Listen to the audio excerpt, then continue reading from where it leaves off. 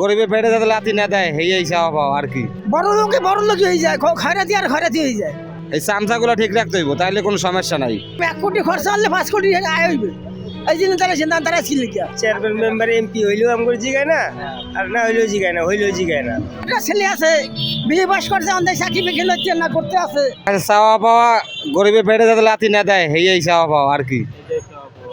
যাতে সুশৃঙ্খলা ভাবে চলে, যাতে চান্দাবাজি না থাকে, কোনো জায়গায় টুকটাক ব্যবসা করলে চান্দাবাজিরা হামলা না করে।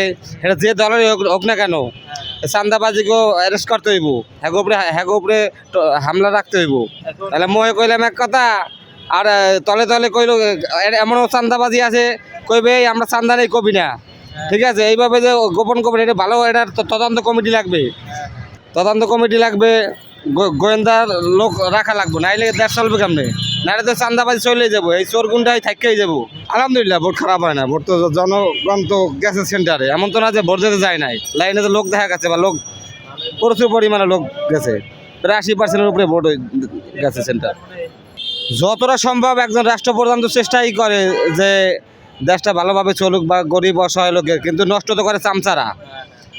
এই চামচাগুলো ঠিক রাখতে হইব, তাইলে কোনো সমস্যা নাই। অরিজিনাল যারা নেতা, হ্যাঁ অবশ্যই দেশের জনগণের জন্য ভালো কাজ করতে চায় বা চেষ্টা করে, কিন্তু মধ্যখানে ওটা ভালো তদন্ত না থাকার কারণে চামচারা এটা খাইয়া ফেলায়। গরিব মানুষ ভোট দিয়ে হইব কেমন করে? কেউ জিগায়ও না, পুষেও না আমাকে। কেউ চেয়ারম্যান মেম্বার এমপি হইলেও আমগো জিগায় না, আর না হইলেও জিগায় না, হইলেও জিগায় না মামা।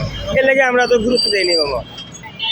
ওটা আমাদের গরিব মানুষের স্বাধীনতা থাকে, আমরা যেন সব জায়গায় কথা বলতে পারি, ভালোভাবে ইনকাম করতে পারি, সব জিনিসের দাম যেন কম থাকে, আমরা যেন গরিব মানুষ কিনে খাইতে পারি, এতটুকু। কিন্তু যেটা বলছি সেটা বাস্তবায়ন করলে সবচেয়ে আমরা ভালো মনে করবো আর কি।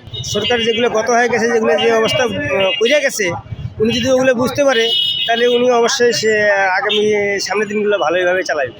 আর যদি বুঝতে না পারে, তাহলে এই সাবেক আগের মতনই হয়ে যাইব। দেখবেন যে পাবলিক গণপিটা নিয়ে দিবে, আস্থা থাকবো না পরে। উনি যদি এটা বুঝতে পারে আর কি, এই দেশে কী হয়েছিল, কী হইয়া গেল, আবার সামনের দিনগুলো কী হতে পারে, আমরা এটাই চাই মামা। আমি যাবো, আমার ভাড়াটা দেবে কেটা, আজ যাইতে কতদিন ভাড়া লাগবে, ঘর দেবো, খেয়ে দেবো। অন্তত আমি যদি ভোট দিতে পারি যাই, ভাড়া দিয়ে যাইতে হইবে। তারপর বাসায় মানুষ আশা থাকবে, না খাই কাম না করলে না খাই দেখবে যে আমি আমার টাকা আমার কে দেবো টাকা। ভোট দিলে আমার দিয়েইব, ভোটে ফ্যাট পড়বে, আমার ভোটে তো ফ্যাট পড়বে না।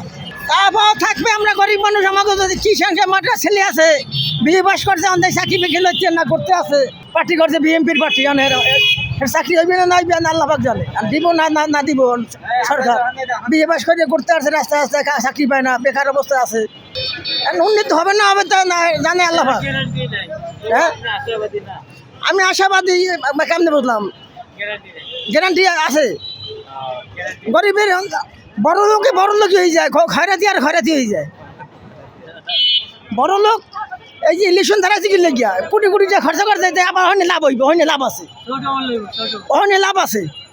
লাভ ছাড়া কেউ লাভে নোয়ার বোঝা পায়, বিনা লাভে তুলার বোঝাও পায় না।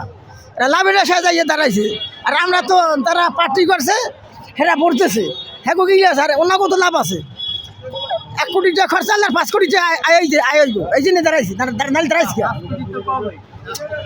কথা কইলাম। 1 কোটি খরচা হলে 5 কোটি আয় হইবে, এই জন্য দাঁড়াইছি, দাঁড়াইছি দাঁড়াইছি ওই জন্য।